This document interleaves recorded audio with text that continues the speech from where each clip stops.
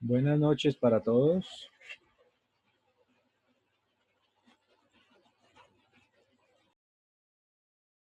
Buenas noches, ¿cómo están?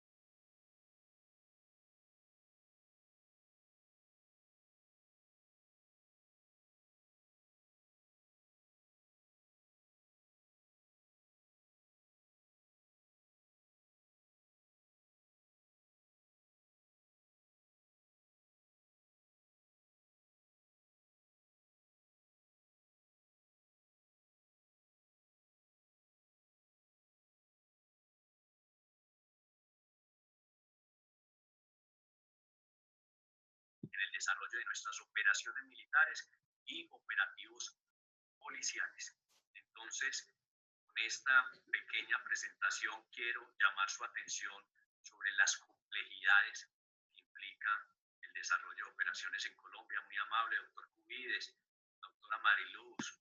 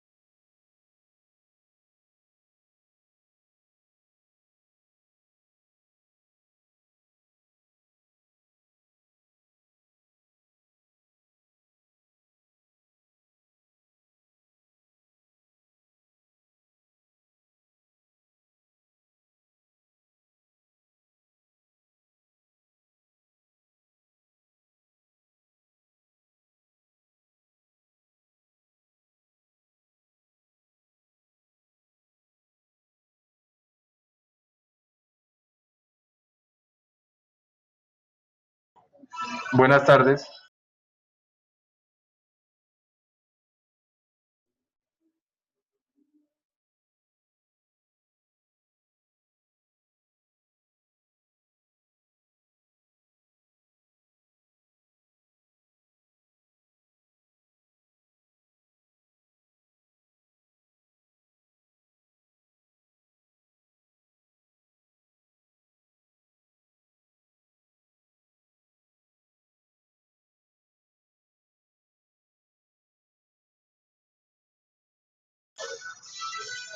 No,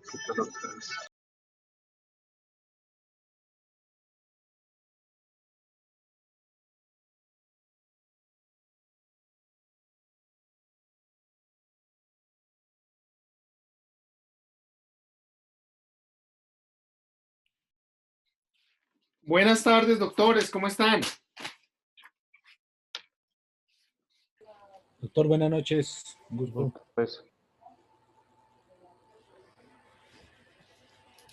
¿Qué más, muchachos? ¿Cómo están? ¿Todo en Muy bien, orden? doctor. Bien, profe, muy bien, señor. Muy bien, sí, señor. Bueno, mis queridísimos doctores, yo creo que ya podemos arrancar. Doctores, ¿cómo les fue con la lecturita? Bien, profe. Bien, profe. Quisiera escucharlos y que debatieran un poquito sobre el asunto. Como les había dicho, por favor levanten la mano cada uno de los representantes de cada uno de los grupos y vamos llegando a tener las observaciones al respecto. Por favor, me cuentan de qué se trató y ahí lo vamos desarrollando. Jason, ¿cómo estás? Hola, profe, buenas noches. ¿Cómo vas? Bien, profe. Pues bueno, profe, un segundo, por favor. Un minisegundo. Nosotros hicimos la lectura completa de la sentencia. Lo que usted nos pidió fue que analizáramos la sentencia de cara a lo que hemos visto en su asignatura. Entonces, pues con base en esto, hicimos una mini presentación, que es esta. Aquí que estamos mirando, pues, como primero tratamos de extraer los tipos penales acusados. Estamos hablando del artículo 454b, que es ocultamiento, alteración o destrucción de elemento material probatorio. Y estamos hablando del artículo 446, que es favorecimiento, ambos del Código Penal. ¿Sí? Encontramos que en la misma sentencia se escriben algunas normas. El artículo 33 de la Constitución Política de Colombia, que es el derecho a no autoincriminarse o a testificar o incriminar a sus parientes cercanos, para resumirlo. ¿Sí?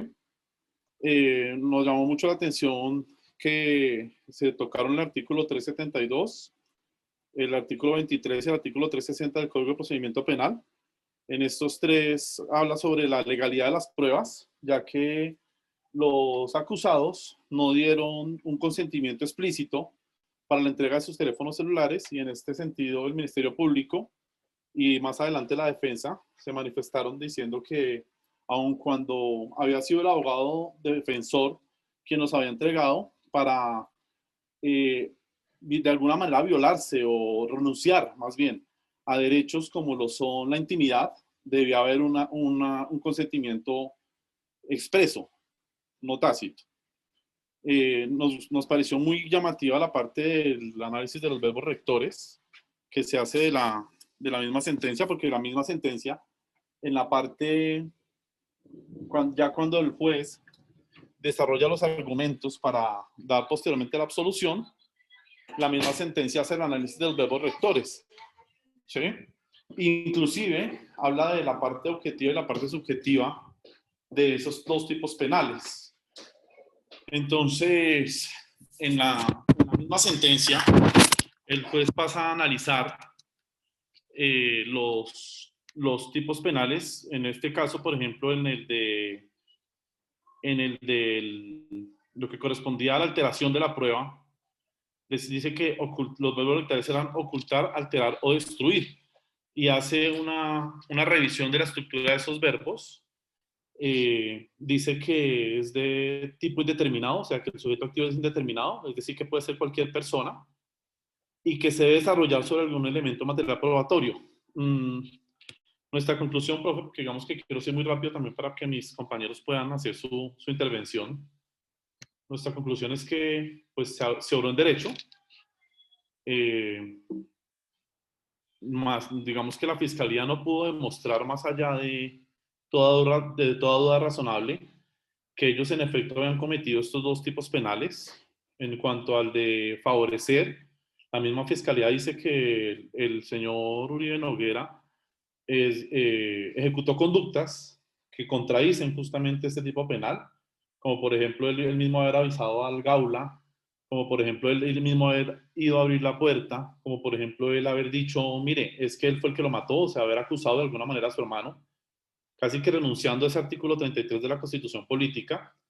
Y en cuanto al de ocultamiento, la Fiscalía los estaba acusando porque ellos eliminaron la aplicación de WhatsApp y porque al parecer no coincidían lo que ellos extrajeron, lo que la Fiscalía por medio de sus peritos y de una entidad internacional extrajo de los teléfonos, no coincidía con lo que estaba, digamos, dentro de los teléfonos al momento de tenerlos. O sea, habían borrado información. Pero el juez dice que así como se puede borrar un meme, un emoticón, o se pudo haber enviado, pues que también puede hacer algo, digamos, ilícito, pero que al no encontrarse qué fue lo que se envió, pues no había prueba. Y si no había prueba, pues no había delito. Entonces, básicamente, considera el grupo nuestro que la absolución se dio en derecho, que no habían pruebas para poderlos condenar a ellos. Hablábamos al interior del grupo, profe, ya esa manera de digámoslo así, de debate. Ya cuando estamos debatiendo como grupo decíamos que cómo de pronto habría cambiado la situación donde la Fiscalía hubiese logrado extraer parte de lo que se habría borrado y encontrar ahí que sí en efecto lo están, así hubiera sido una parte de la conversación o una prueba donde se demostrara que ellos sí lo querían ocultar la prueba o eliminar o algo, pues muy seguramente el curso del proceso habría sido otro, pero pues no ocurrió así y el juez no tenía otra opción, es que realmente no tenía otra opción. Entonces eso es, profe, ese es el análisis de nuestro grupo. Súper, muchas gracias, perfecto. Vamos a ir mirando entonces, ¿quién más está? Carlos, ¿cómo estás? Profe, buenas noches. Bien, señor. ¿Cómo les fue?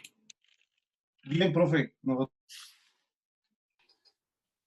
hicimos el análisis, pues como pedía la actividad, desde el punto de vista de la estructura del tipo penal. Observamos que se imputaron inicialmente dos delitos. El primero es el 446, que es el favorecimiento.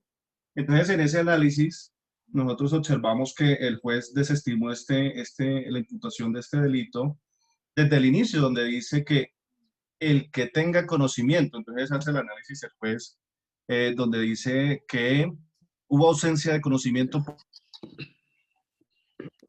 por los factores que todos leímos en el transcurso de la sentencia, donde dice que el agente del Gaula no siempre buscó fue una camioneta desde el inicio, que los hermanos Uribe Noguera pues estuvieron siempre ayudando a las autoridades, que el accionar de llevarlo al hospital pues fue en modo de preservar la vida y la salud de su hermano, pues en las condiciones que sea, pues siempre va a ser el hermano de ellos, entonces que actuaron conforme lo indica el artículo 33, que fue el que enmarcó el por qué desestimó el juez esa imputación de ese delito y por qué los absolvió en ese cargo. En ese sentido, para ese delito, para el delito del 454B, que era lo que hablaba ahorita muy bien Jason, donde hablábamos de la alteración, destrucción o destrucción del elemento materia de prueba. Analizábamos que el juez y la defensa hicieron un recorrido por los tres artículos, el 23 que habla de la prueba, de la exclusión, de la cláusula de exclusión de la prueba. Esa cláusula de exclusión de la prueba va cuando se obtiene el elemento materia de prueba con violación de derechos fundamentales, de garantías fundamentales. Navegó también por el artículo 360 del Código de Procedimiento Penal, donde nos habla de la prueba ilícita, donde se dice que este elemento materia de prueba se obtiene con ausencia de garantías o de formalidades. Entonces son dos artículos que pareciera que fueran iguales, pero tienen su connotación diferente. Y finalmente, que es lo importante aquí, el juez desestimó la imputación de ese delito por el 372, que habla de los fines de la prueba, donde dice que la prueba debe dar conocimiento al juez más allá de duda razonable. Entonces, él no desestimó la prueba porque hubiese sido obtenida de manera ilegal, porque hubiese habido ausencia de los procedimientos o los desconocimientos de los protocolos, de lo que habla el 360, sino por la duda. El tipo penal de este que estábamos hablando nos dice que debe haber pues, el sujeto activo, el sujeto pasivo, debe haber una acción, debe haber un bien tutelado, un bien jurídicamente tutelado, pero requiere que esa acción sea sobre elementos materia de prueba. Y hubo toda clase de dudas sobre la ausencia de la materia de prueba porque en el análisis que hizo la agencia ICE de los Estados Unidos de Norteamérica a los dispositivos móviles, a los terminales móviles, no pudo encontrar una sola conversación donde se evidenciara que ellos quisieran ocultar ese elemento que fuera determinante para imputar esa conducta. Entonces, si no había el elemento determinador, que era el elemento de materia de prueba, no había prueba, no se estructuraba el tipo penal, entonces por ese sentido fue que el juez decidió absolverlos por la duda razonable. Ese fue el análisis que nosotros hicimos, verificamos cada uno de los elementos de la estructura del tipo, profe, y pues ya. Listo, Carlos, vale, muchas gracias, perfecto. Daniel, te escucho.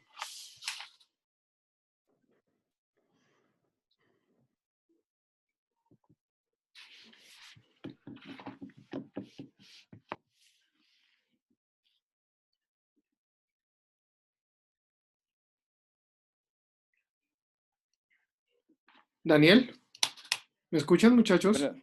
Buenas noches, doctor. Ahora sí, te escucho.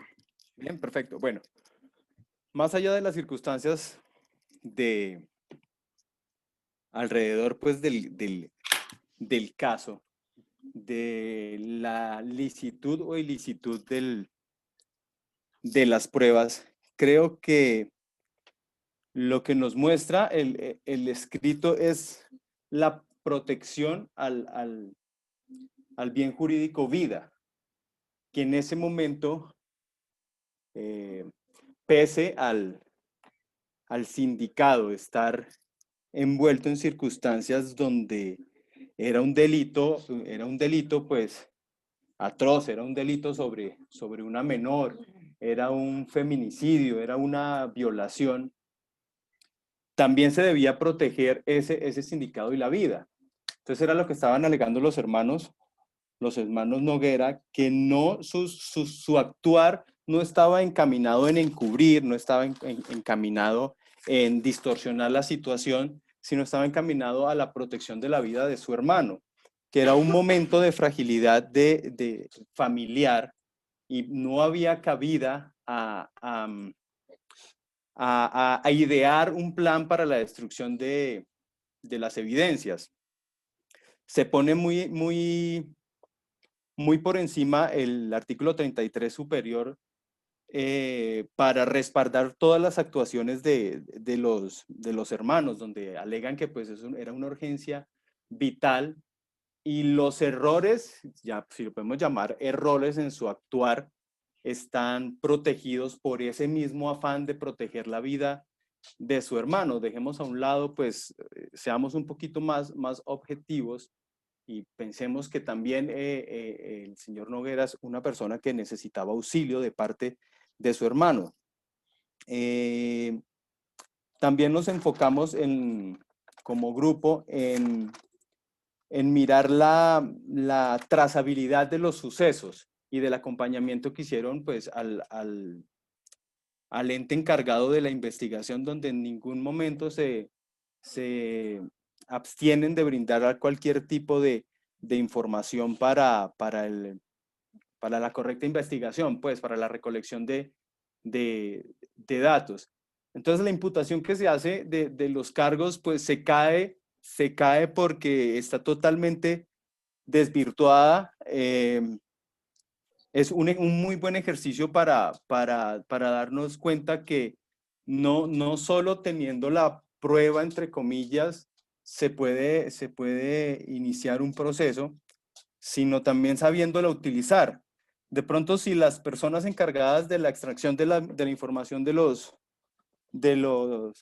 teléfonos hubiese procurado más en buscar una información que apuntase a las acciones o indilgar responsabilidad al acusado, se hubiese tenido una mejor información, pero lo único que se estaba buscando es ligarlo a una pornografía infantil que de pronto, por no utilizar todos los mecanismos para la extracción de la información, se perdió información importante para el proceso. Hay otro punto que también nos llamó muchísimo la atención, es la calidad que tenía el sindicado al momento de los hermanos borrar la evidencia.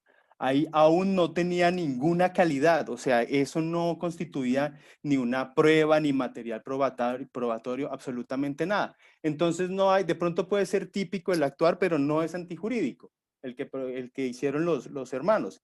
Simplemente borraron información o borraron, bueno, no digamos información, desinstalaron de sus equipos las aplicaciones para seguir evitando esas amenazas o esas llamadas. Entonces, también nos enfocamos mucho en cómo estaba, en la calidad que tenía en ese momento. También estamos de acuerdo con que se haya desistido la acusación y pues importante también la presunción de inocencia siempre en los sindicados. Eso sería todo, doctor. Muchísimas gracias. Perfecto, súper. Daniel, entonces ahora, Giovanni, te escucho.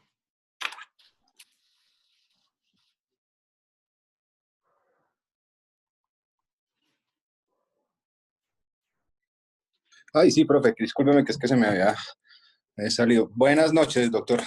¿Cómo te va? Y gracias. Bien, sí, señor. Bueno, doctor, nosotros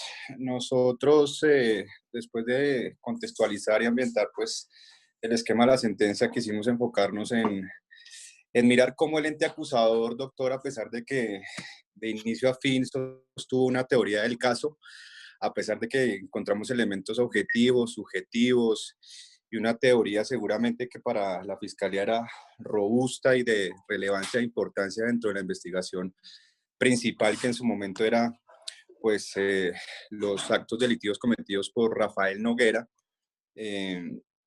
pues se cae, doctor, lo vencen al ente acusador en juicio seguramente y muestran que a pesar de que esa teoría es robusta, con elementos materiales probatorios que se recolectaron en su momento, pues no cumplen los requisitos que para el juez de conocimiento debería cumplirse para demostrar la participación directa o ese dolo en su momento dentro del accionar del tipo penal de ocultamiento y el de favorecimiento. Entonces, doctor, puntos importantes. Teoría del caso de la Fiscalía vencía, pero también elementos materiales probatorios recolectados de una manera ilegal por no cumplir con los términos dentro de la parte procedimental. Entonces, unas intervenciones o unas extracciones de información dentro de los elementos que tienen esa información, que son recepcionados, no son llevados a un control de legalidad y seguramente también al momento de extraer esa información, pues tampoco se lleva dentro de esos términos de 24 horas a ese control posterior, lo que hace desde ahí viciado ese elemento material probatorio o no legal. Entonces, más allá de esa ilegalidad del elemento incautado o esa evidencia en su momento, también nos muestran que a pesar, o así se hubiera encontrado información o demostrado dentro de esa incautación que sí fue ocultado o alterado o destruido la información, dentro de estos equipos, pues igual tampoco se encuentra información diferente a un ambiente familiar, como lo muestran ahí, o conversaciones que no van o no atañen o no aportan al proceso investigativo. Entonces, doctor, pues sujetos activos, sujetos pasivos, objetos materiales, bienes jurídicos tutelados, en este caso pues más que la vida, pues esa administración de justicia, esa correcta administración de justicia, que era lo que la Fiscalía quería demostrar, que por la alteración de esos elementos, pues seguramente no se podía o se limitaba a la investigación. Básicamente, pues eso, doctores, el resto ya nos lo han dicho los compañeros dentro de lo que nos cuenta la sentencia, pero pues eso fue lo que nos llamó la atención, doctor, porque seguramente, bueno, y terminando con esto, discúlpeme que mis compañeros también lo aportaron y quiero nombrarlo, el tema del dolo, doctor, pues no podría hablarse en este caso, ya que los procesados no tenían conocimiento ni voluntad de destruir el elemento material probatorio, que en modo personal pensaría que sí, obviamente, doctor, son familiares, son hermanos, seguramente pues antes de informar a las autoridades de manera directa, seguramente pues se piensa como familia, como núcleo familiar en la afectación de su hermano, pero pues lo que nos muestran en la sentencia durante todo el transcurso de los hechos es que fue más voluntario y que de hecho encontraron el cuerpo fue gracias a la información que suministran los hermanos. El lugar, el apartamento donde estaba el cuerpo también fue suministrado por los hermanos, entonces pues tampoco ese dolo se pudo encontrar dentro de la ponencia o la tesis de la Fiscalía General de la Nación, doctor. Muchas gracias. Vale, gracias. Sergio, te escucho, ¿cómo estás? Doctor, buenas noches. Compañero, buenas noches. Bien, doctor. ¿Me escucha bien? Perfecto. Doctor, pues, el grupo de nosotros, pues para complementar obviamente lo que han dicho los compañeros, que ya todos prácticamente ya se ha dicho, nos enfocamos en la teoría de la fiscalía, donde imputaba donde daba las explicaciones alrededor del caso, donde le imputaban esos dos delitos. Básicamente, la sustentación, ellos argumentaban que el delito de encubrimiento y favorecimiento de secuestro lo estaban guiando directamente como cuando los dos hermanos trataron de sustraer a Rafael para que las autoridades trataran de interceptarlo o de capturarlo. Pues es importante, que pues va a ser la relación que hizo el Ministerio Público cuando dio su intervención, que cuando sucedieron los hechos, el señor Rafael era una persona que no tenía ningún tipo de deuda con la justicia. Él tenía la libertad de locomoción, dirigirse a donde quisiera, porque él no tenía ningún tipo de orden de captura, ya que la orden de captura se realizó 2 días después de los hechos, el día 6 de diciembre de ese año. Entonces, por consiguiente, pues el Ministerio Público pues dice que en este momento no hay ningún tipo de encubrimiento, porque los hermanos lo que estaban haciendo era llevando a su hermano para que no se muriera porque él tenía problemas coronarios. Obviamente, pues cualquier persona o más un familiar, pues lo que va a velar es, independiente de cualquier cosa, salvarle la vida al hermano. Y eso fue lo que ellos hicieron, y el Ministerio Público pues sustentó esa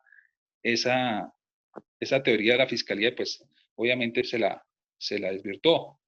La segunda teoría que tenía la Fiscalía era que se borraron las apps de WhatsApp del celular y se destruyeron y alteraron evidencia de actividad relevante en los dispositivos en calidad de coautores.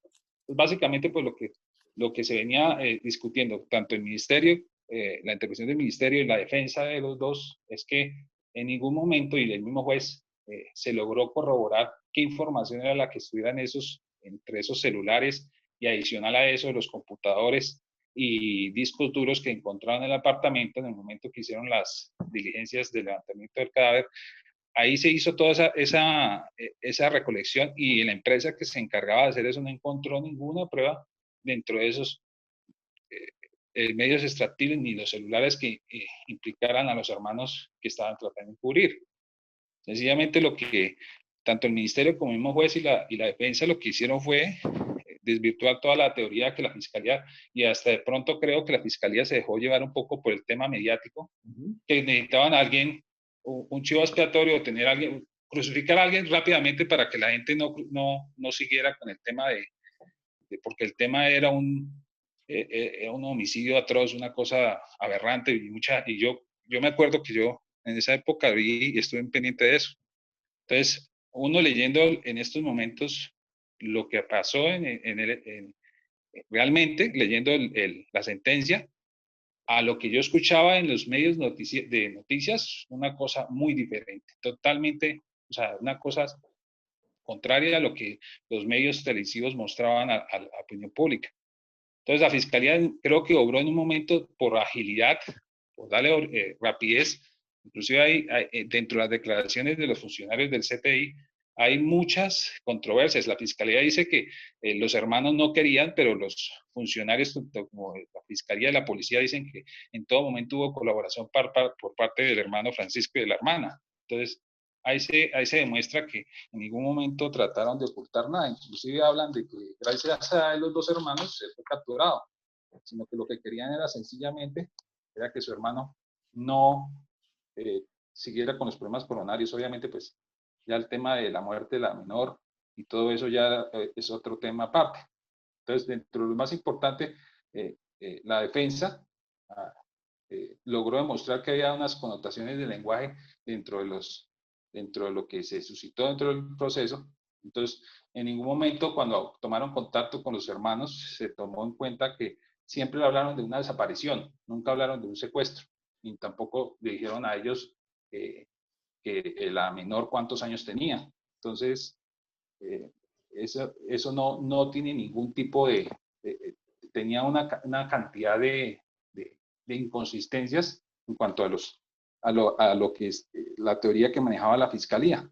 Pues consiguiente, el señor juez pues obró dentro en ley, en derecho, y pues se les ordenó, pues obviamente lo que ya dice el fallo, que que no sean culpados por esos dos delitos. Eso es básicamente lo que nosotros como grupo discutimos, doctor. Vale, Sergio, muchas gracias. Gracias. Perfecto. Sandra, ¿cómo estás?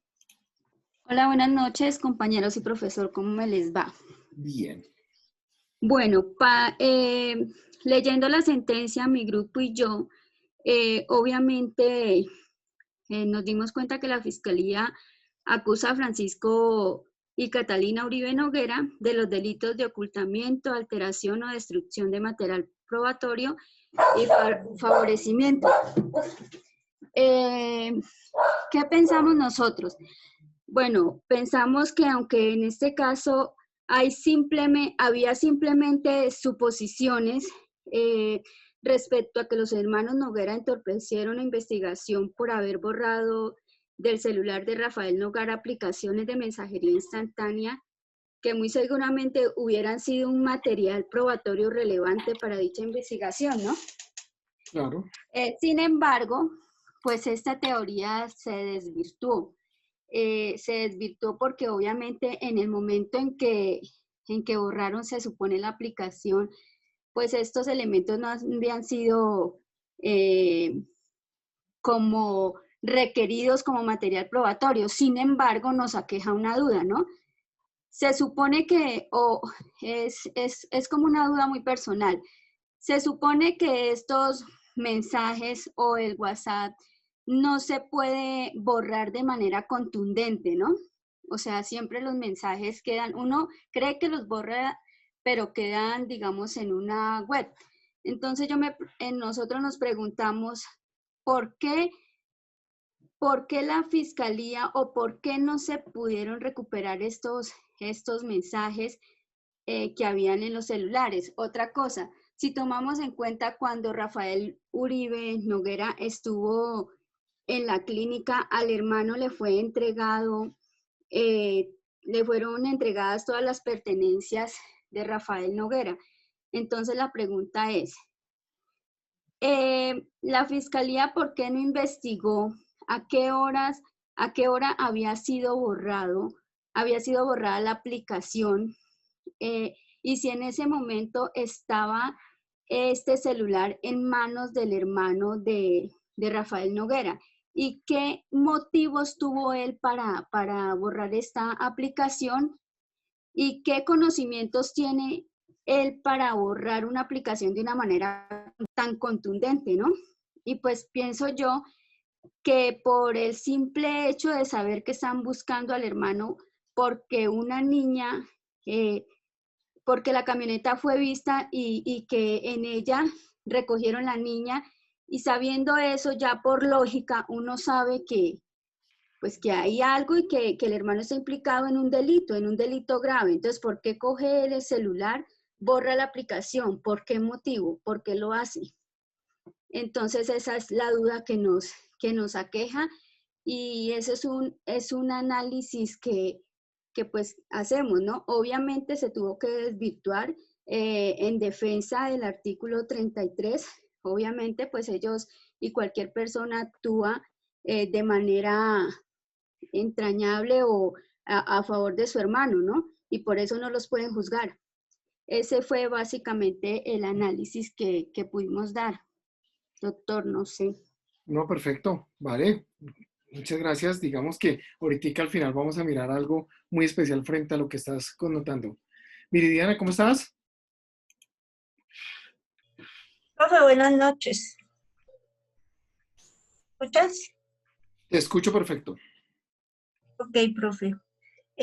Pues ahondando en lo que mis compañeros han explicado, inicialmente a los hermanos Noguera, el 30 de diciembre, el Juzgado 65 Penal Municipal con función de garantías le formula cargos por los delitos de favorecimiento respecto del secuestro simple, el cual está en el artículo 446 del Código Penal.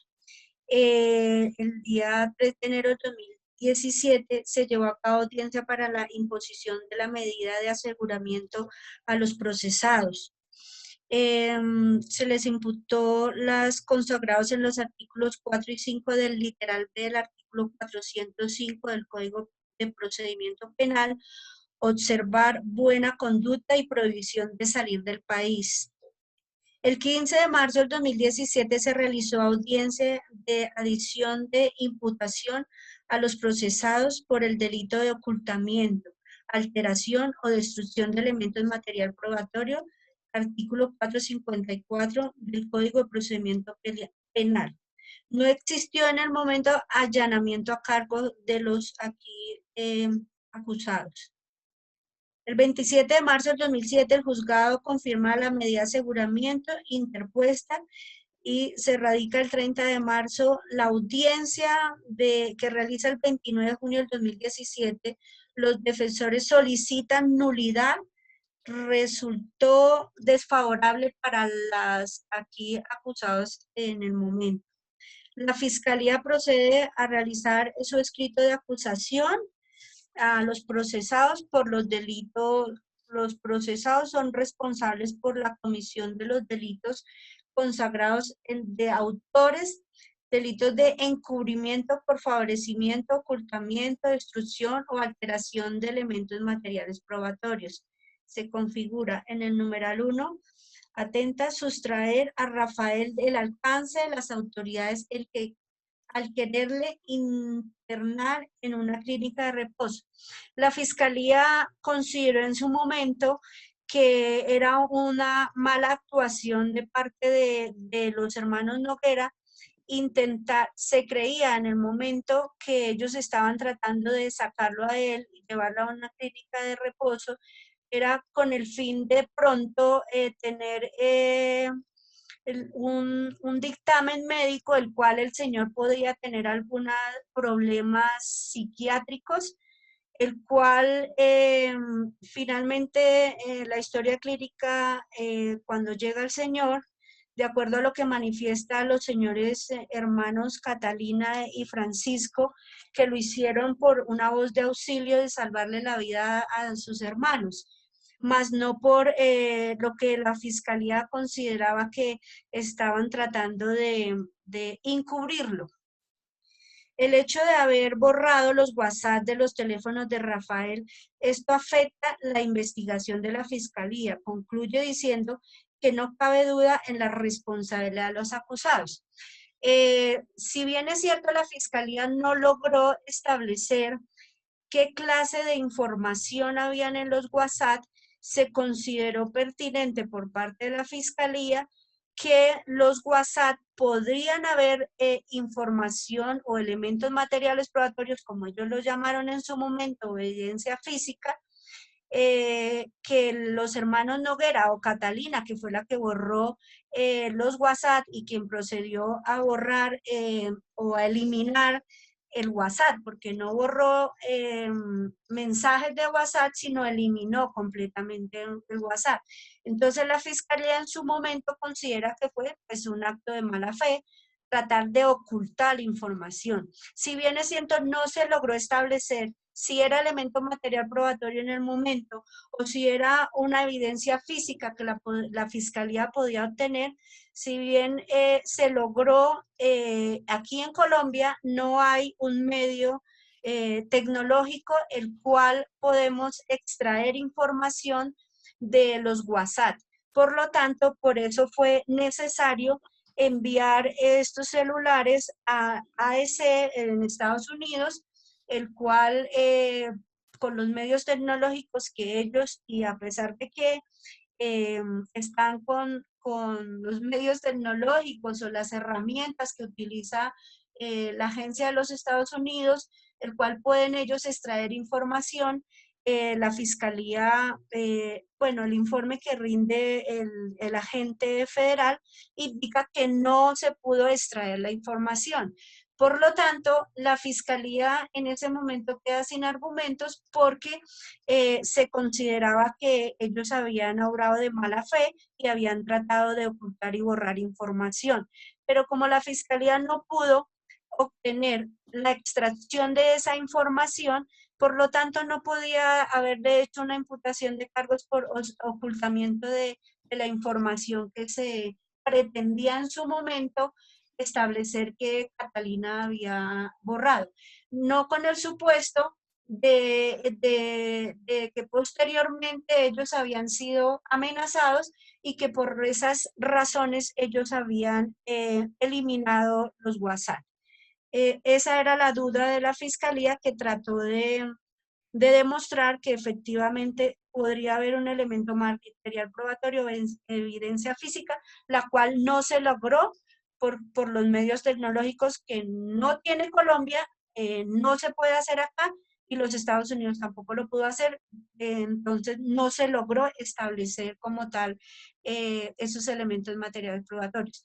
Igualmente, como en uno de los informes que los investigadores presentan de los análisis link que hicieron, donde se podía establecer llamadas entrantes y salientes de los abonados telefónicos de Rafael y Catalina y Francisco, se pudo de pronto en los mensajes de texto obtener información de comunicación de Catalina con la mamá, donde le informaba que él lo habían trasladado a una clínica y se encontraban en la clínica Monserrate y que la mamá le decía que no lo dejara trasladar y que ella iba a hablar con los médicos para que no lo trasladaran. El motivo del traslado del señor era porque presentaba en su momento un preinfarto y no podía ser trasladado a una clínica de reposo, así como posteriormente se hizo en el momento. Si bien es cierto, Francisco y Catalina colaboraron con la investigación en el buen sentido de informar al Gaula, porque es que asume la diligencia al Gaula, porque el Gaula es quien maneja todos los secuestros aquí en Bogotá y por lo tanto el Gaula asume el secuestro inicial de la niña. Se desconocía que había posteriormente un homicidio. Se pone en contacto Francisco con un representante del Gaula, quien le da la información que su hermano había manifestado de que él había matado a la niña y que se encontraba en el apartamento en el jacuzzi. Él procede a darle esa información a los del Gaula, a los de Policía Judicial.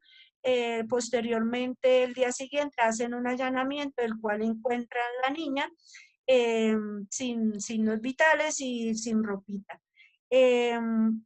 Se pudo de pronto la Fiscalía, establecer que los alegatos De acuerdo a su planteamiento de la teoría del caso, los hermanos Noguera son responsables por la comisión de los delitos, reseñó los hechos jurídicamente relevantes e informa que Catalina tuvo en su poder el celular de Rafael y la clave y verificó el contenido.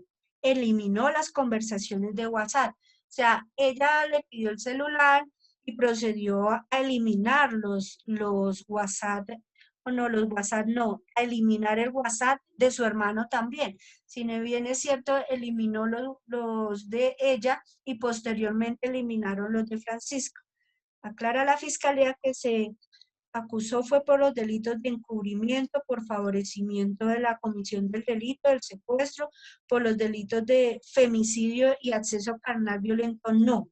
Luego, lo relevante es el conocimiento de los coacusados que hubieron respecto al secuestro, que actualizaron a través de diferentes medios, con base en lo cual decidieron voluntariamente adelantar actos positivos pendientes a que su hermano audiera la acción de las autoridades de la policía.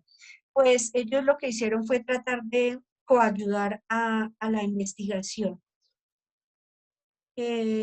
Con base en lo anterior y los términos entre el artículo 446 de la Ley 906 del 2004, solicita a la Fiscalía que se emitiera fallo de carácter condenatorio en contra de los acusados en calidad de coautores por los delitos de encubrimiento y descubrimiento de material probatorio. También alegaba la defensa, si no estoy mal, que la consulta base de datos o la información de los datos biográficos que se obtuvieron de las llamadas entrantes y salientes de cada uno de estos abonados telefónicos no realizaron audiencia de control posterior. A pesar de no cumplir también con los términos establecidos en la ley de rendir a los 12 horas el informe de policía judicial y a las 24 horas el fiscal a su vez solicitar audiencia para la consulta de las bases de datos. Bueno, lo del Ministerio Público, el Ministerio Público hace algunas consideraciones de la Fiscalía, en donde pues la Fiscalía aludía que los señores hermanos Catarina y Francisco habían permanecido 1 hora y 30 en el apartamento, lo cual la Procuraduría en los alegatos manifiesta que el tiempo transcurrido entre la Fiscalía, lo que manifiesta la Fiscalía, no es cierto, toda vez que ese término puede ser cuando llegó Catalina, llegó Francisco, el tiempo en que duraron en revisar el carro, entrar por la azotea y entrar al apartamento. Más no como lo decía la Fiscalía, que era 1 hora y 30 que habían permanecido los hermanos Noguera con Rafael. Bueno, la defensa reconoce la tragedia que causó al señor Rafael Noguera, pero dijo que esta no podía extenderse a los acusados solicitando la judicatura. Niegue las pretensiones de la Fiscalía, toda vez que quedó demostrado que de no ser la participación de Francisco y de su hermana Catalina, la historia a la cual se judicializó al agresor sería otra. Finalizando que los procesados tienen en su poder jurídico para con Rafael y de no haberlo hecho, el resultado habría sido su muerte. Además, el cubrimiento personal se cae de su propia fuerza, porque el tipo penal exige que se ayude a aludir o obstaculizar a su fuente prohibida el artículo 95, literal 7 de la Constitución, que es un deber de colaboración, pero no puede acabar con un derecho fundamental del artículo 33 que consagra el derecho de la intimidad, de la íntima solidaridad o colaborar con la administración de justicia. En este punto es la razón por la que no existió ni componen objetivos, eso lo dice la defensa.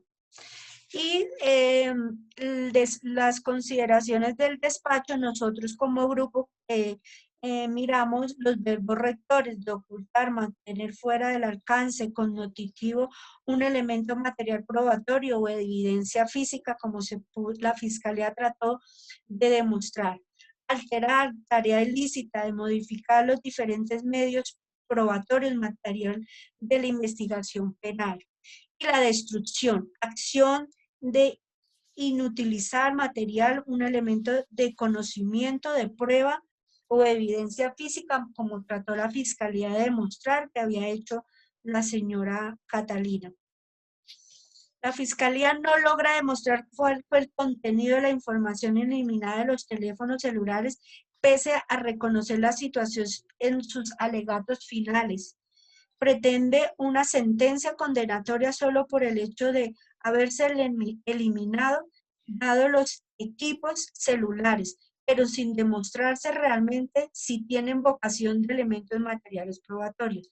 En el momento de las diligencias, el día del secuestro, el homicidio de la niña, ese día no se obtuvieron los celulares, sino por voluntad o por petición de la defensa, hacen la entrega voluntaria de esos medios tecnológicos a la Fiscalía con el fin de que sean enviados a un concepto técnico dentro de la Fiscalía.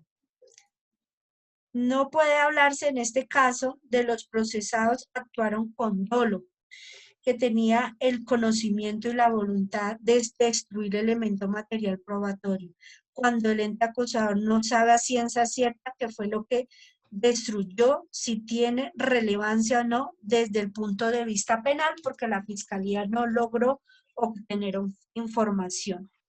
Finalmente, Francisco informa a la Clínica Monserrate de su hermano. Había asesinado a la niña y el lugar donde la escondió. Hasta tanto así los acompañó al apartamento en toda la diligencia. Adolescencia de antijuricidad material, ya que Francisco, con el derecho de la asistencia a no incriminar a su hermano, artículo 33 de la Constitución, indica a las autoridades dónde está su hermano, la confesión que en hizo del crimen, a pesar de ser su hermano, y podría haber omitido callado y no podría haber autoincriminarlo. Francisco y Catavira hubiesen pretendido esconder a su hermano para que no hubiera ubicado por las autoridades. Esto por las causas de la Fiscalía hubieran llevado a Rafael a un sitio distinto o de pronto sacarlo del país. Finalmente, deja en claro el juzgador que un fallo condenatorio no puede apoyarse en una estructura probatoria débil y que compromete los elementos básicos del juzgamiento. Entonces, no se aportaron elementos cognitivos importantes para probar que los procesados fueron coautores directos responsables. El autor de estos no es digno de ser personalizado en virtud del ejercicio de un derecho. Atinente al favorecimiento y de la duda en caso de ocultamiento, alteración o destrucción de los elementos materiales probatorios. Ese es nuestro aporte como grupo, profesor, lo que logramos sacar de la sentencia. Vale, gracias. John, ¿qué hubo? ¿Cómo estás? ¿Cómo te fue con esa lectura? Hola, profesor, buenas noches. Bueno, es una sentencia bastante interesante y bastante complicada si nos ponemos digamos, en el de parte de la Fiscalía, porque a uno le queda como el sinsabor de que, oiga, sí, ahí borraron algo que evidentemente era material probatorio para el caso. Comparto mucho la hipótesis de la compañera Sandra Liliana, estoy de acuerdo con ella. También sé que en la configuración del WhatsApp hay una forma que dependiendo de la necesidad del usuario, que puede hacer el backup de 1 hora, 1 semana, 1 día o 1 mes. Si no se configura esta opción, pues sencillamente lo escrito en el WhatsApp no puede ser recuperado de ninguna forma. yo creo que todo se ha dicho y sí me gustaría era hacer una preguntita. Digamos, ¿cómo se hace o cuál es el referente para determinar que esto fue un feminicidio y no de pronto un acceso carnal violento con menor de 14 años? O por qué no llamar a este tipo un pervertido, un violador, una persona con una aberración o un pedofílico? O sea, ¿por qué feminicidio y no los demás? Ese es el gran criterio que quiero que debatamos un momento.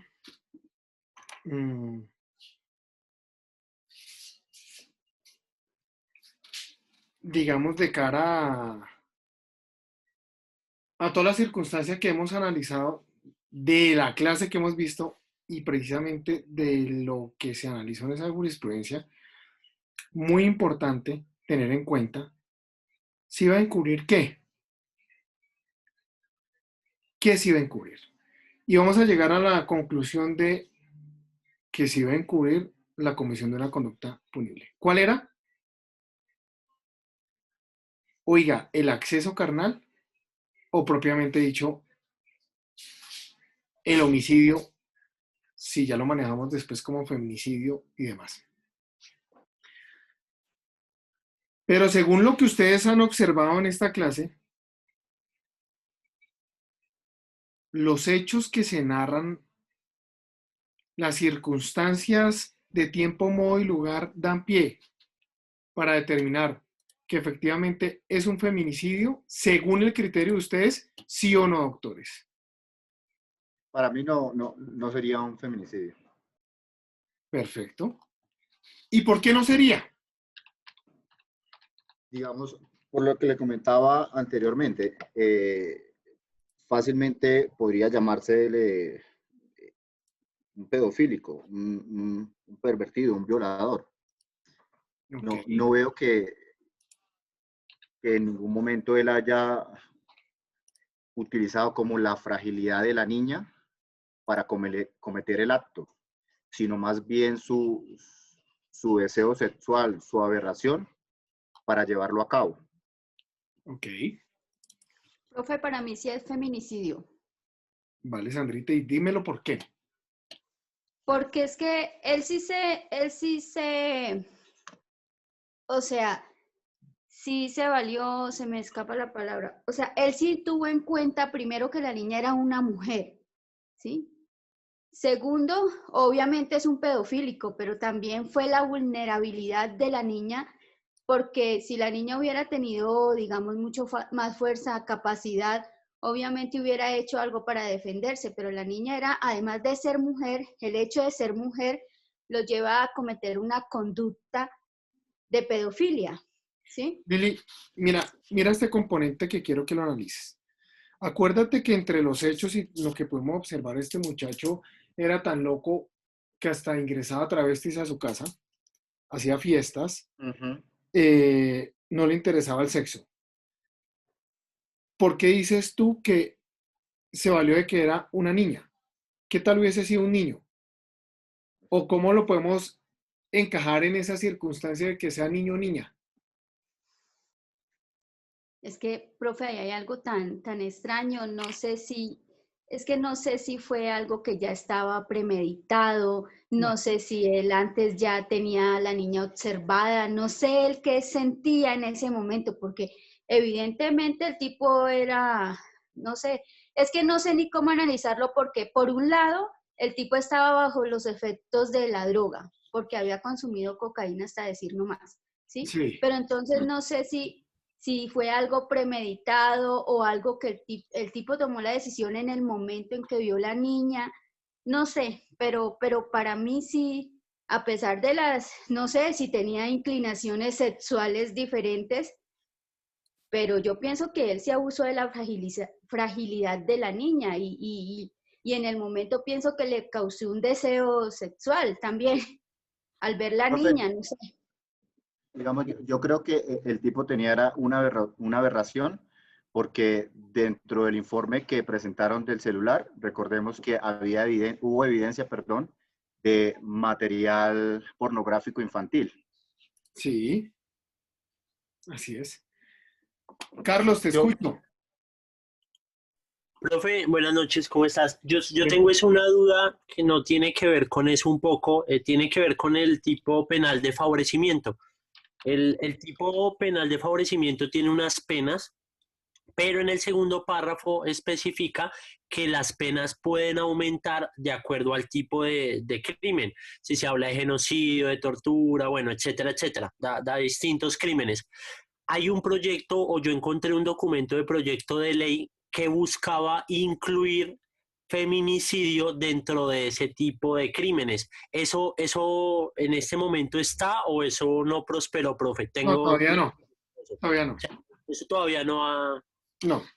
Ah, ok, gracias. Vale. Jason, te escucho.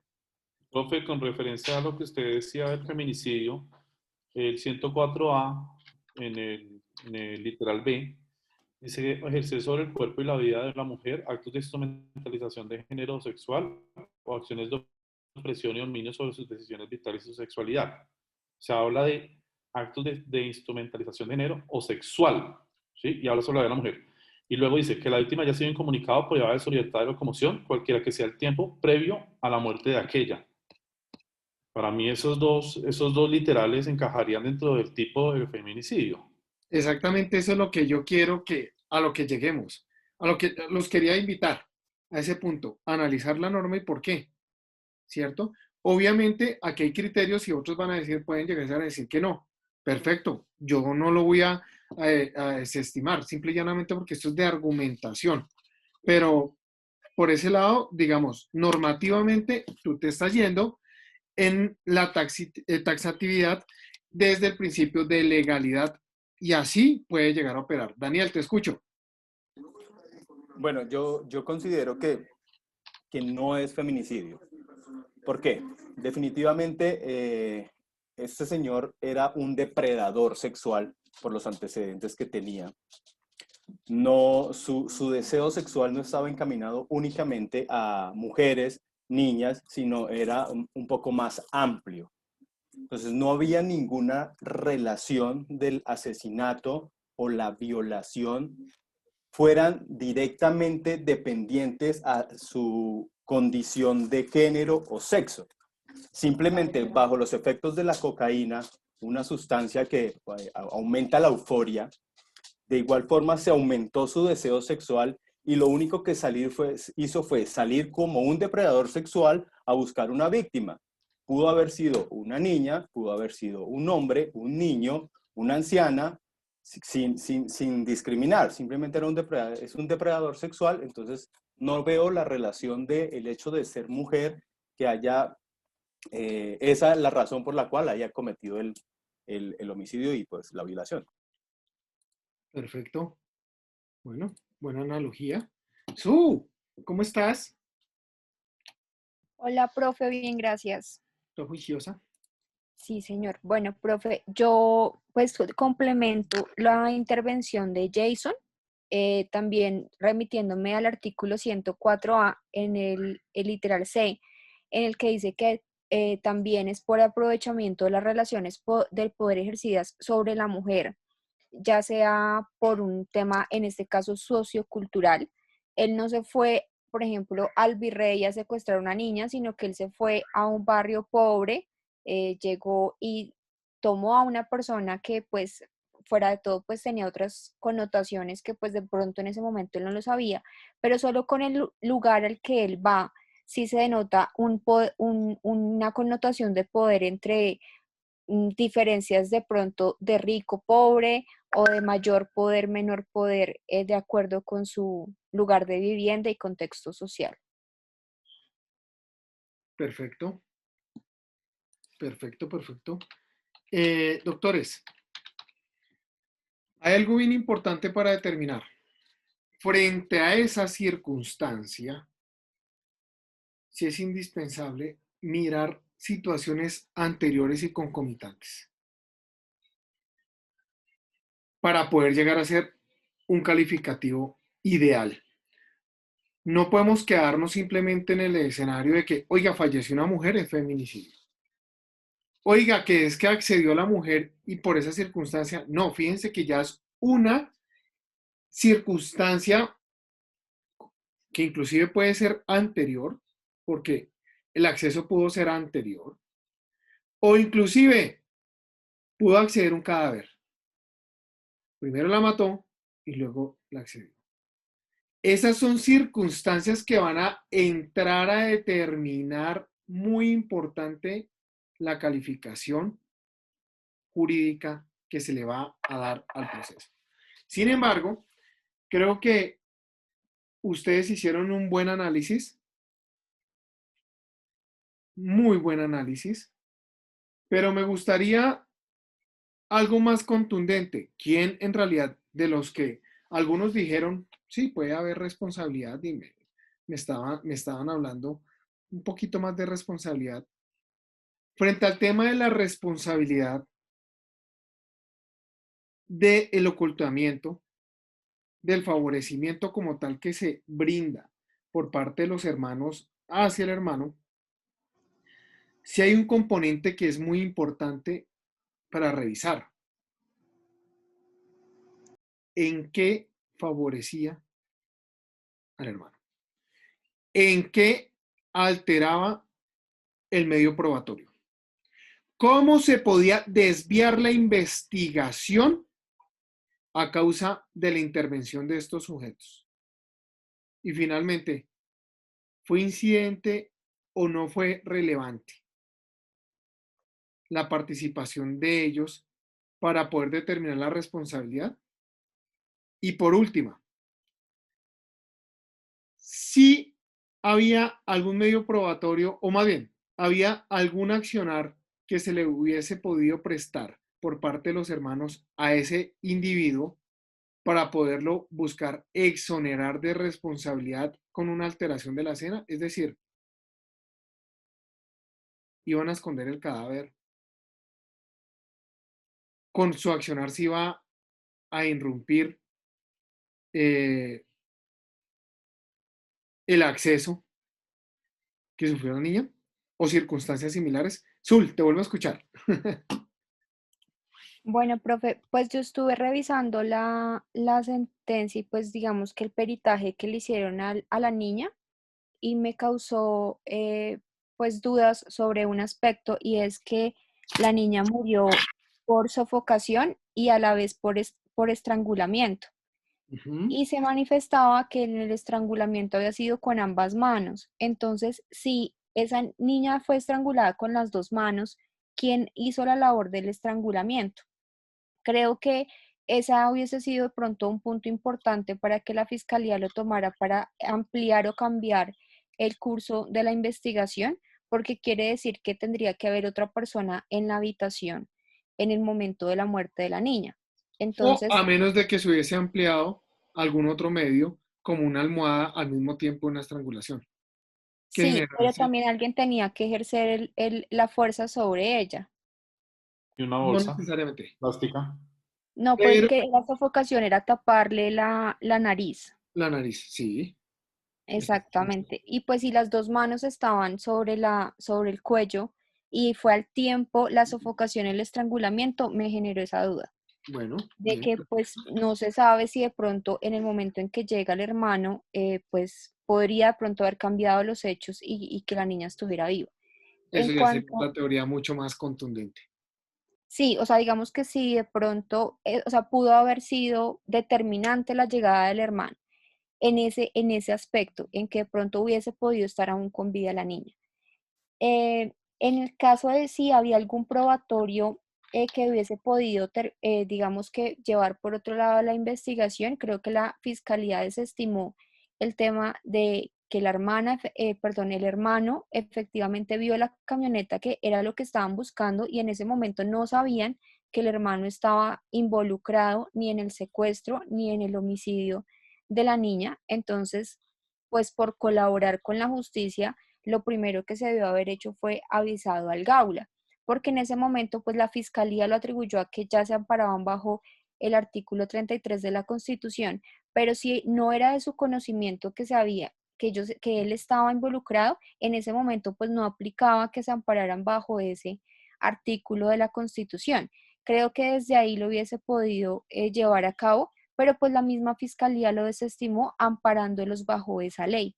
Creo que en la misma sentencia nos decía que en el momento en que él les confiesa que sí la había secuestrado, que es cuando los dos logran ingresar al apartamento, es cuando ellos se enteran y de hecho la sentencia dice que desde ahí es que ellos ya pueden, con conocimiento de causa, decidir ampararse bajo el artículo 33. Antes de eso, pues considero yo que la Fiscalía pudo atribuir que obstaculizaron pues la búsqueda de un menor, que en ese momento pues no se sabía quién lo tenía y que Ese es el pudo haber punto colaborado. importante, Zul. Oiga, ¿qué estaban favoreciendo, qué estaban ocultando? Porque fíjense que por más que la Fiscalía trata de reforzar el tema, genera muchas dudas. Ujú. Ahora, el eliminar un chat de mi celular, que es mi propiedad privada, ¿quién dijo que yo tengo que dejar los chats abiertos? ¿Quién dijo que yo no puedo eliminar cosas en mi celular? Ah, es que un momentico, ahí puede estar la alteración. ¿Cómo va a estar la alteración si los hechos ya sucedieron Sí. y no sucedieron a través del celular? Lo que sí puede llegar a aparecer en el escenario es otra circunstancia que puede llegar a ser de interés, como estás connotando. Profe, la Fiscalía siempre buscó y siempre supuso que había una organización de este tipo de personas que se entregaban niñas en diferentes lugares, digamos, por el chat de WhatsApp o algo decían, no, en tal lugar hay una niña así, así, llegue que ahí está. Siempre trataron de perseguir esa teoría, pero no lo pudieron lograr. Bueno, complementando qué pudo haber cambiado con el accionar de los hermanos, pues es que ese día el país se movió completamente con el secuestro de la niña. Recuerdo que desde muy temprano las noticias sacaron los videos, se tenían los videos de la camioneta, se tenían el video de este señor llevándose a la niña. Para las horas de la tarde el video ya era público. Sí, de pronto el hermano Francisco habló con sus abogados y eso, pues ya se tenía conocimiento de que el hermano estaba involucrado. Entonces, por eso también mis dudas de qué era lo que querían ocultar en el momento en que pues se baña con aceite, porque pues sí, la exnovia menciona que se había bañado con aceite, pero pues era aceite utilizado para masajes de índole sexual, no aceite de cocina, y pues tampoco se puede, digamos que remitir únicamente como al manejo de las circunstancias cuando el señor Francisco es abogado, tiene una gran trayectoria y tiene pues mayor conocimiento que cualquier ciudadano normal para ese momento. Creo que pues de pronto sí lo muestran en todo el caso como algo muy a la deriva y muy eh, no había voluntad, todo fue producto de las circunstancias y que se desestimó el conocimiento previo del señor Francisco, que pues no es común al de cualquier ciudadano normal. Creo que no infiere mucho en su accionar porque finalmente pues el Galo hubiera encontrado todo, pero pues sí, el ocultar que la camioneta estaba ahí, pues tal vez hubiese podido lograr que no sabemos que de pronto la niña aún siguiera con vida. Perfecto, gracias. Gracias, Misul. Martincillo, ¿qué hubo? Gracias, profesor. Muy buenas noches. Para complementar lo de los compañeros, nosotros con el grupo adicional a leer la sentencia, nosotros también leímos la sustentación del recurso de apelación interpuesto. ¿Se te fue el audio? ¿El recurso de apelación? Hay varias partes. Nosotros leímos la sustentación del recurso de apelación impuesto por la Fiscalía ante el caso y hay varias partes, obviamente, que dan a sospechar muchas más cosas, como por ejemplo, ellos inicialmente, los hermanos Francisco y Catalina, manifestaron que el celular ellos lo recogieron en el hospital y la Fiscalía investigando dentro de ellos al equipo médico, el equipo médico manifestó que en ningún momento el paciente ingresó con un equipo celular al hospital. Adicionalmente a eso, en dos entrevistas previas que le habían hecho a los acusados, ellos ya habían manifestado que el celular se lo habían entregado en el apartamento. Entonces ahí se están contradiciendo. Adicionalmente, eso verifica la fiscalía que ellos tuvieron tiempo suficiente para consultar con unos abogados recomendados por el cuñado de índole penal, precisamente para que los asesoraran antes de llevar a la persona, en este caso al hermano, al hospital. Entonces hay más tema de sospecha todavía.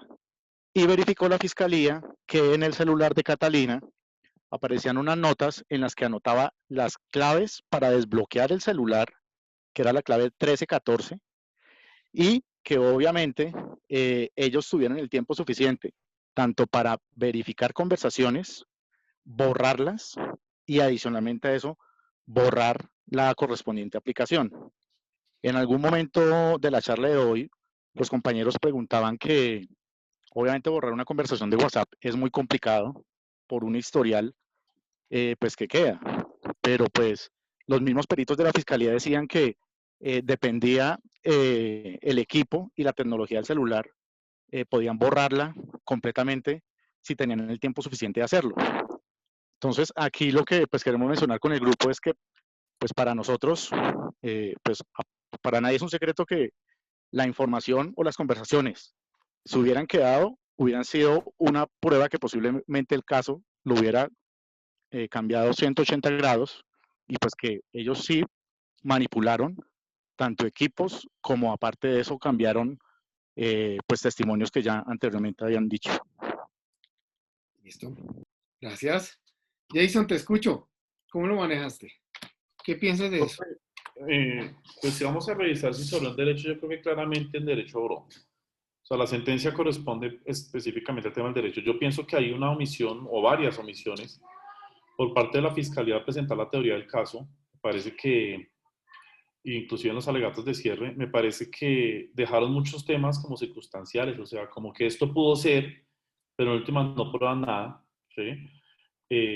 No por eso estamos diciendo que no hayan cosas que generen suspicacia. A mí me llamó muchísimo la atención, y si uno se pone en el papel de las personas que están en ese momento ante tal situación, que ellos hayan bajado desde la primera hasta la séptima caminando, por ejemplo, cuando iban para la clínica supuestamente a llevar al señor Uribe Noguera porque estaba con un tema coronario, que ellos asumieron que era un tema coronario. Cuando la camioneta de Catalina estaba ahí al frente del edificio parqueada, pues si usted ve que una persona se está medio muriendo, usted no se pone a bajar caminando, usted baja rápido en el carro y lo lleva rápido al médico. ¿Sí? Entonces eso para mí genera suspicacia. No, tampoco es una conducta usual que usted borre selectivamente unos chats. Yo no sé quién hace una intervención y decía que no se borraron los apartes de las conversaciones, sino el WhatsApp en pleno. Eso pasó en el celular del señor Noguera. Desafortunadamente los iPhone tienen un tipo de encriptación que impide o hace más difícil inclusive recabar cierta información. Aquí yo pienso que el punto central y final es que derivado del mismo proceso no se pudo condenar porque no había una prueba. Respecto a lo que usted decía, que el delito de ocultamiento, que qué habría podido cambiar en el rumbo del caso, yo pienso que pues por eso se cae justamente, porque no había nada que cambiar. O sea, los hechos ya estaban, la niña ya estaba muerta, el secuestro ya había ocurrido. Este señor Rafael Uribe Noguera dice que él fue el que llenó a la niña de aceite. ¿Sí? Yo me acuerdo que en medio se alcanzó a ver una versión que decía que habían sido los hermanos que la habían llenado de aceite, ¿sí? Pero finalmente él dice, sí, fui yo el que la llené de aceite. Entonces, por todos los lados, el caso se empieza a cerrar. Este es un caso que indigna. O sea, ayer cuando empezamos a leer la sentencia, yo le digo que a uno le duele, por ejemplo, cuando uno lee la teoría de la defensa, uno dice, perdónenme la expresión, esta mierda es un Tetris. O sea, todo está cuadrado y encaja perfectamente, pero también cuando uno la lee completa, tiene la oportunidad de la completa, se da cuenta que el juez no actúa caprichosamente. O sea, no es que haya un intento por torcer la justicia. El juez actúa en derecho. Y yo pienso que la fiscalía, aunque con algunos errores, tampoco pretendía favorecer a esta persona por razón de su condición económica, ni mucho menos. Me llama la atención mucho el juez al final, y lo dejo como un punto entre paréntesis, que el juez dentro de la misma sentencia también me parece que trata de humanizar la misma justicia. Entonces dice, venga, Si usted se acaba de enterar que su hermano es un asesino de una menor de 7 años, pues es obvio que usted actúe erráticamente, camine para acá y para allá. Inclusive cuando hablan de que él rechazaba las llamadas, él pues de alguna manera hasta lo justifica o lo comprende, más que justificarlo, lo comprende. O sea, dice, hombre, pues usted está en esta situación, pues es un proceder complicado. Pero yo pienso, profe, que más allá de que se hubiera encontrado alguna prueba, sobre todo en los celulares, no había mayor delito que endilgarles a estas personas. El favorecimiento, pues creo que no se favoreció en nada. Lo entregaron, lo llevaron al gaula, absolutamente todo. Y en cuanto al tema de encontrar el zapatico, si uno lee la línea de tiempo que coincide con yo no sabía que a las cámaras de seguridad se le decían los testigos silentes, que coincide con las cámaras de seguridad, ellos en efecto llegan, él sube y ahí mismo trata de empezar a entrar, se monta por un lado, se monta por el otro, mira por acá, mira por allá. O sea, me parece que él prestó, de manera diligente trató de entrar. Dudo de pronto un poco de la versión de que él dice que se dio cuenta que el zapato como que lo alertó de que el hermano sí estaba involucrado en el secuestro de la niña. Porque yo considero, y yo creo que Zulay y de pronto algunas otras personas coincidan conmigo, en que estas no son conductas que nacen de un día para otro, estas son conductas que se escalan. O sea, usted no llega un día y se levanta buenamente a raptar a una niña. Usted antes ha ejercido violencia contra otras personas, usted antes ha hecho, o sea, esto es una conducta que va en escalada. Entonces, muy seguramente la familia ya conocía ciertos alcances de este personaje. Claro. Perfecto. Muy buen análisis. Gracias, hermano. Carlitos, ¿qué hubo? Te voy a escuchar. Profe, bueno, pues frente a tu pregunta, yo creo que hay dos cosas para analizar. Bueno, en primer lugar, pues digamos que yo creo que lo que perseguía la fiscalía, pues era, digamos que involucrar a los hermanos en una conducta típica que fuera, pues digamos, grave, ¿sí? Y siento que toda la presunción que hizo de los mensajes y de las aplicaciones de WhatsApp, pues era en favor de eso, o sea, era siempre tratando de mostrar que ellos tuvieron conocimiento y que ellos participaron de una u otra manera, no en el crimen, pero sí tratando de ayudar a Rafael, pues digamos, digamos, hacer que el delito fuera menos grave. Porque si algo tienen estos delitos es que, y ese fue un ejemplo muy claro, mueven la sociedad, mueven la opinión pública, y la opinión pública no conoce de derecho, sino lo único que hace es exigir justicia.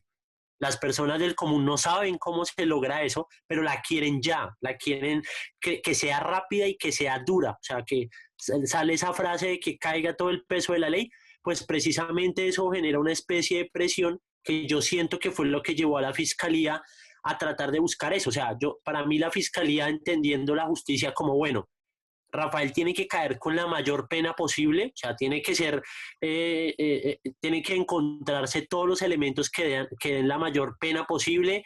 Si es la familia, porque la familia es la familia de un enfermo y nuestra sociedad penaliza todo eso. Cuando las personas cometen errores, nuestra sociedad tiende no sé, a condenar a todo lo que está a su alrededor, a sus circunstancias. Entonces, si tienen una familia, pues la familia es la responsable de que un sujeto así viva en esta sociedad, bueno, etcétera, etcétera.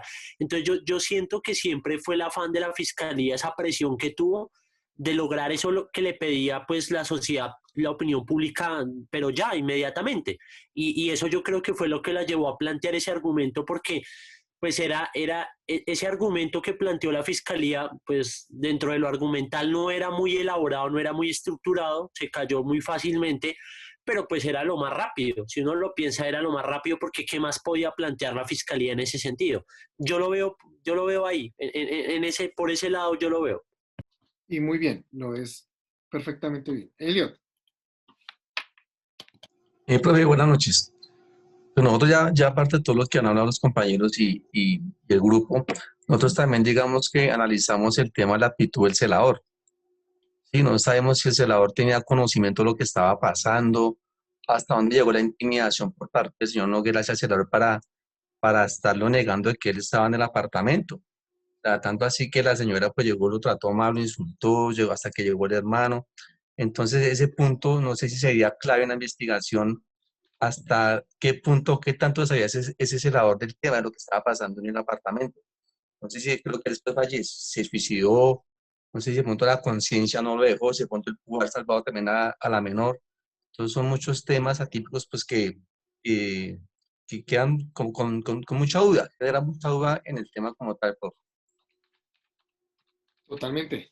De eso se trata, de ser un caso muy, muy importante y ustedes me están llegando a hacer un análisis muy ponderado sobre cada circunstancia, es lo que yo quería. José Ismael, te escucho. Gracias, doctor.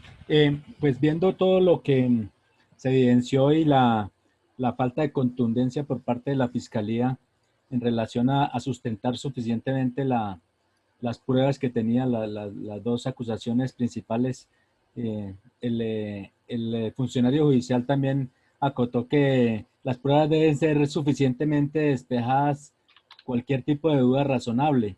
El fallo no puede basarse solamente en pruebas de referencia y en eso pues se basó, así como caben también las hipótesis condenatorias, también caben las hipótesis exculpatorias, ¿no? Sí. Y el despacho pues tomó también en cuenta eso. Además que también tuvo en cuenta que o manifestaba dentro de sus aportes que la mala fe, la buena fe se presume y la mala fe se prueba, y la Fiscalía en este momento no logró probar la mala fe de los acusados pese a tener ciertas pruebas igual en relación con el digamos un citado del alto tribunal en lo referente a lo que concierne al ejercicio de la acción penal. El nuevo sistema procesal consagra como regla general la aplicación del principio de la legalidad, según el cual la Fiscalía General de la Nación está obligada a adelantar el ejercicio de la acción penal y a realizar las investigaciones de los hechos que revistan las características de un delito que llegue a su conocimiento, cuando medien suficientemente motivos y circunstancias fácticas que indiquen la posibilidad de comisión del mismo. Entonces ahí le faltó contundencia a la Fiscalía para hacer un acervo probatorio más contundente, doctor. Vale, gracias, Giovanni. Doctor, gracias. Solamente para complementar, bueno, de acuerdo a lo que usted nos pregunta, doctor, seguramente la alteración o posible manipulación de esos equipos celulares por parte de los hermanos, lo que hace es que no podamos tener con certeza si existía el andamiaje de una organización criminal detrás de todo esto. Un tema de tráfico de menores que seguramente es la tesis de la Fiscalía, lo que se quería encontrar posiblemente en el momento de extraer la información de esos celulares. Quedamos con ese sinsabor si esto lo hizo él solo, si de verdad simplemente salió a buscar una menor que dentro de su enfermedad llamó la atención para el actuar delictivo de él, o si hubo un acompañamiento de asociados criminales en la consecución o en el cometer el delito por parte de Rafael Noguera. También seguramente, doctor, nos limitó conocer si el comportamiento delictivo de esta persona es repetitivo. Seguramente conocer otros hechos, si habían otras maneras que habían sido víctimas de acceso carnal o algún otro accionar delictivo para los mismos por parte de este señor, porque seguramente en esas comunicaciones que tenía en WhatsApp posiblemente encontrábamos o hubiéramos conocido otros hechos relevantes que servían para conocer el modus operandi del mismo, o si había alguien detrás que lo acompañaba en lo mismo. Preocupante los errores procedimentales de la Fiscalía o de hecho de los funcionarios de Policía Judicial que recolectan la información o que incautan los celulares en el momento en que son entregados, dice la defensa técnica, voluntariamente, por no haberlos legalizado o no ir a ese control posterior después de la extracción de la información por parte de los peritos forenses, porque si hubiera sido al revés, las comunicaciones que se encontraron o la información que se extrajo de esos equipos celulares no hubieran sido solo comunicaciones familiares o que no atañen a la investigación o no aportan de manera probatoria a la investigación, sino que efectivamente nos hubieran dado o hubieran robustecido la investigación con nuevas tintes delictivos, pues si igual hubieran sido ilegales la forma en que se extrajeron o la forma en que se obtuvieron, igual se hubiera perdido. Hubiéramos tenido conocimiento, pero igual hubieran salido absueltos porque la forma de recolección del elemento material probatorio no fue procedente. Entonces hubiera sido en lo mismo. Entonces, básicamente esos 3 puntos, doctor. Gracias. Vale. Claudita, ¿Qué hubo? ¿Cómo estás?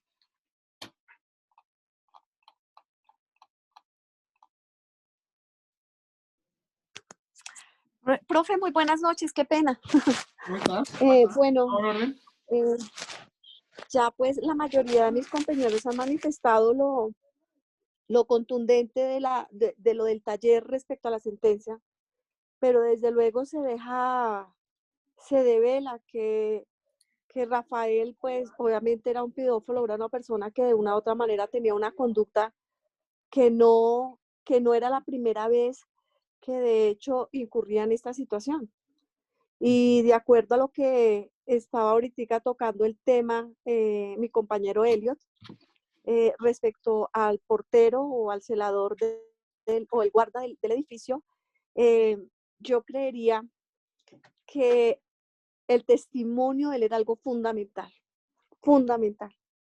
La forma tan tenaz y su muerte tan trágica, porque de hecho la forma en que el señor muere, el celador, fue una situación que llama mucho la atención. En la sentencia, pues obviamente no se describe directamente cómo fue, pero desde luego se hace, es decir, muere por unos cortes específicos, por ejemplo, en la ingle, en las muñecas, en los tobillos, de una u otra manera que el señor se desangra, pero empieza a tomar antidepresivos y cosas así que de una u otra manera pareciera que su conducta, que su actuar le tenía mucho que ver y tenía mucho conocimiento en ese caso específico.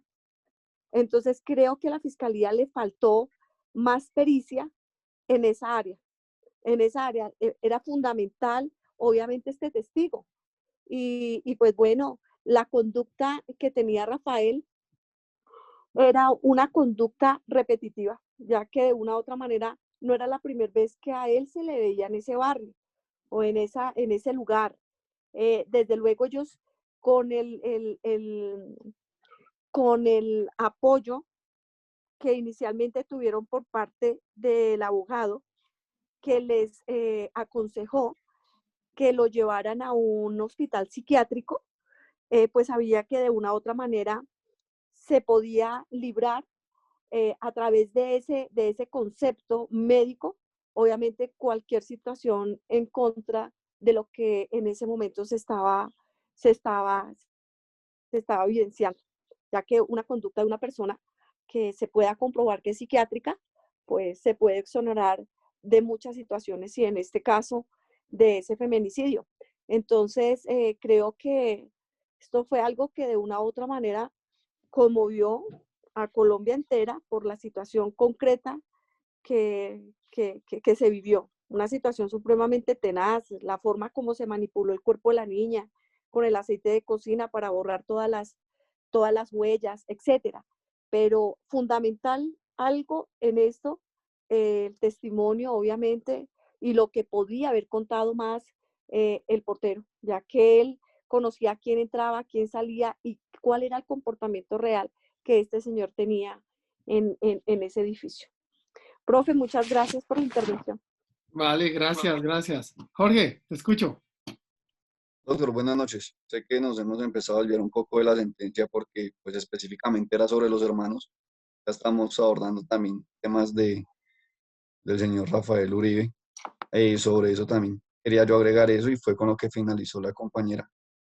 Que aunque muchos señalamos el modo de proceder de la fiscalía, pues también creo que ese fue el afán de la misma justicia y pues sabiendo el poco, mucho alcance que tenga la justicia en este país, pues ya a discreción del pensamiento de cada uno.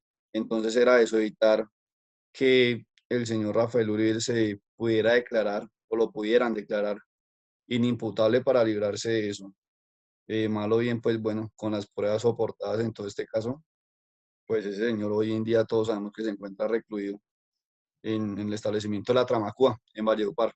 Entonces quería agregar eso, que mal o bien el procedimiento de la fiscalía logró que no se pudiera declarar inimputable.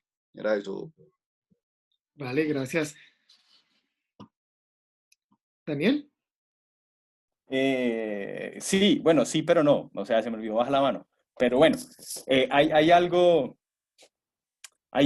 como sabroso en esa sentencia, o sea, porque no podemos vivir solo de presunciones, o sea, todo fue una presunción, si presumimos, si no hubiese, si no estuviese, si el celador estuviese vivo, si hubiesen encontrado más pruebas, definitivamente se falló en derecho y lo único que se puso, presunción que se pudo utilizar fue de la buena fe y de la inocencia de los hermanos, porque no había más de dónde agarrarse. Entonces, es lo bueno de la sentencia. O sea, todos son presunciones, todos puede pasar, todo pudo, pero pues no había absolutamente nada. Nada estaba probado y todo estaba por suponer. Entonces, es una sentencia chévere con respecto a eso. Muy interesante. Viridiana, ¿cómo estás?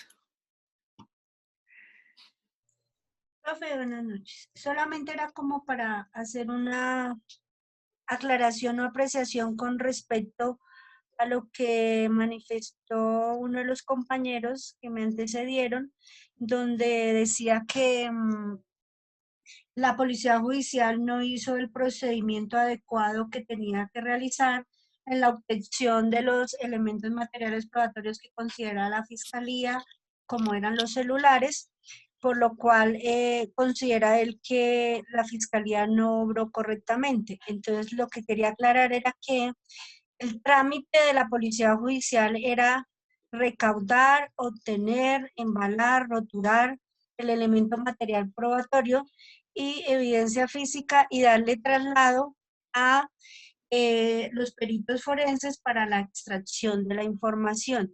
En el procedimiento, los agentes de policía judicial cumplieron con los protocolos de cadena de custodia, los protocolos de embalar y rotular y darle el trámite a los peritos de informática forense. El trámite del informe y el trámite que debe realizar la fiscalía de la audiencia a las 24 horas por parte del señor fiscal, solicitarlo ante el juez. No es responsabilidad de policía judicial. La responsabilidad de policía judicial o de los peritos forenses es rendir su informe a las 12 horas. Posterior, si el fiscal considera o no pertinente la consulta base de datos o la extracción de la información, él es quien solicita la audiencia de control posterior. Gracias, profesora, me aporte. Vale. Muchachos, algo bien importante. ¿Nos estamos dejando llevar por los medios de comunicación en el caso? Claro que nos dejamos llevar. Que lo fueran a declarar inimputable, no, resulta que, doctores, y este era el punto que yo quería que encontraran, cuando analizamos el caso de Salamanca, acuérdense el estado de embriaguez y acuérdense muy bien que ese muchacho se lo llevaron a internarlo a un hospital psiquiátrico. Pero ni así se puede encontrar el estado de inimputabilidad. Porque yo les dije a ustedes, doctores, para mí, una persona que está totalmente ebria y comete una torpeza como montarse en un vehículo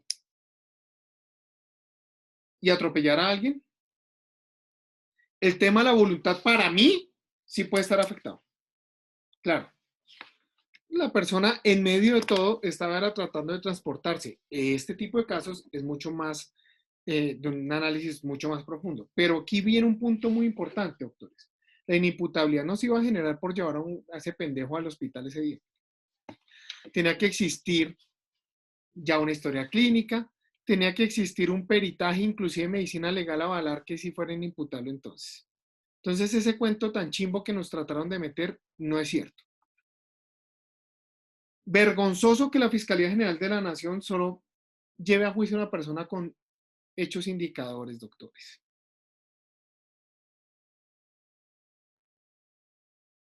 Y no hechos jurídicamente relevantes. ¿Qué es un hecho indicador, doctores? La berraca sospecha. Y mañana vamos a hablar exactamente de hechos jurídicamente relevantes y vamos a tratar de avanzar, culminar ya ahorita, vamos a lesiones personales y nos vamos a otro capítulo. Doctores, aquí hay algo muy importante a entrever. Suposiciones. Es que eliminó, miren, el trasfondo de eliminar un elemento material probatorio que va a servir como prueba es precisamente cuando se tiene identificado qué elemento material probatorio y su contundencia probatoria. No simplemente es que de pronto podía servir, ¿no? Porque eso es una simple suposición. Al revisar la circunstancia y les cuento una infidencia, habían 20 fiscales a cargo de esta investigación. 20. Y lo digo con sede de conocimiento porque uno de esos 20 es uno de mis grandes amigos, que decía, nos están obligando a ir a un proceso que sabemos que no hay responsabilidad. Peor aún, ya la condena social que recibieron por un delito de sangre, doctores. Estamos igualando a los hermanos con semejante asesino. ¿Por qué? Por ser simplemente hermanos. Y esa atrocidad de los hechos nos está llegando a anular la inocencia de ellos en muchos casos. Pero, doctores, peor aún, y también un argumento que usó la Fiscalía, estamos en un derecho penal de acto y no de autor. Y cuando decían que el hermano, como era abogado, pues tenía conocimiento y se le había un nivel de exigibilidad mayor, eso es carreta. Todos, para el amparo de la ley, estamos exactamente iguales, seamos o no seamos abogados. No podemos usar una circunstancia e inventarnos que porque es abogado tiene un conocimiento superior. Doctores, sí hay muchas dudas frente a muchas circunstancias alrededor de ese caso. Pero el planteamiento probatorio, como lo realizó la Fiscalía, era para no haber llevado a juicio a este par de personas. Porque fíjense cómo es de doloroso ver que pese a que este juez, y eso me gustó que muchos llegaron y dijeron, independientemente de la circunstancia, el tipo fue muy legalista con su fallo y realizó un estudio legalista. Pese a eso, doctores, la mayoría de colombianos que escucharon la noticia no leyeron el fallo y la gran mayoría no son abogados para poder interpretar el fallo. Simplemente llegaron a la conclusión que eso fue, como tienen plata, compraron al juez. Y eso es lo que le parte a uno el alma, doctores. Porque acá el sinónimo justicia simplemente es que la teoría de la Fiscalía se aplica y pudren en la cárcel a una persona. Si eso fuera así, doctores, ¿para qué hay un juez? ¿Para qué hay unas etapas probatorias? Gracias a Dios, en este caso, el abogado no era ni Jaime Granados, ni Iván Cancino, ni Lombana, porque decían que con seguridad hubiesen pagado. ¿Por qué? Porque no puede haber un triunfo profesional porque todo está derrotado por una iniciativa popular que se ha venido generando desde los medios de comunicación en señalar que los defensores somos los perversos. La semana pasada, cuando estábamos en clase y yo estaba en una audiencia pública buscando una libertad, logré la libertad y los medios de comunicación nada más sacaron una cosa así de grande allá de Valledupar, que decía que habían salido libres por maniobras de la defensa. Unas personas que estuvieron detenidas 3 años. Que el proceso duró 2 años pasándose entre juez y juez, porque todos se declaraban impedidos, porque todos están siendo investigados. ¿Qué tiene que ver la defensa en todo eso? Simple y llanamente se les da la gana de arruinar el trabajo de la defensa y listo. Y así fue. Zul, levantaste la mano. Profe, una pregunta, más que todo. Pues digamos que como lo hablaba Jason hace un rato, pues psicológicamente no es que una persona escale de un momento a otro a esta conducta, sino que tuvo que haber tenido pues indicios o una escalada gradual de estos hechos. En ese caso, digamos, no, digamos, sí tuvo que haber de pronto alguna previsión o algo así por parte de la familia a medida que iba viendo este comportamiento, no habría en ese caso de pronto una omisión por no tratar a una persona con estas conductas? Muy importante y se me iba a ese punto. Es un mayor de edad, una persona sana, una persona que ya es sujeta de derechos y obligaciones. No le podemos dar una carga de una persona que es imputable a los hermanos sobre unas circunstancias que es totalmente ajena. Mira, inclusive que esto fue analizado al momento que buscaron la indemnización por parte de los hermanos hacia la familia de Zamboni. Y eso es una total locura. Acá el que comete el hecho responde por su hecho. Si es menor de edad, ya miramos unas consecuencias derivadas. Si hay terceros civilmente responsables, miramos unas consecuencias derivadas. Pero así como él responde para la ley penal, para la ley civil también tiene que responder por la circunstancia. Ah, que es que el pendejo se insolventaron y él solo tiene un apartamento ¿y quién dijo que es que la familia tiene que entrar a responder patrimonialmente por lo que hizo ese guache? Hay familias que ni se hablan. ¿Cómo va a entrar un hermano que nunca se ha hablado con el otro porque pelearon hace miles de años a responder por lo que haga el hermano? Eso es bien interesante. Eso. La responsabilidad es totalmente individual y él no era ningún interdicto ni ninguna circunstancia y ellos no podían sofocarle su vida para estar encima de él porque inclusive podrían estar infringiendo algún tipo de norma. Y por eso mismo, doctores, de pronto es que la circunstancia ya se había presentado y los hermanos ya habían ido varias veces a joderle la vida de todos esos desastres que estaba haciendo. Por eso inclusive pónganse a pensar por qué el papel del celador. Si el dueño del apartamento está prohibido que entren estas personas. ¿Por qué? Porque era muy probable que ellos sí trataban de hacer o ejercer ese control. Pero por circunstancias no se desarrolló. Carlos, rápido que nos vamos. Sí, profe, es solo una, pues como una petición o sugerencia, no sé, o sea, me gusta esta línea que estamos tomando de analizar algunos casos y pues revisarlos en el marco del derecho, saliendo de cualquier interpretación ideológica, emocional, bueno, etcétera, etcétera. Y hay algunos casos que me gustaría revisar, por ejemplo, como el del profesor Miguel Ángel Beltrán de la Universidad Nacional, que son personas acusadas por conspiración, por terrorismo, bueno, por una cantidad de cosas que duran una cantidad de años presos y la fiscalía nunca comprueba nada. O sea, al final salen porque nunca se les comprueba nada.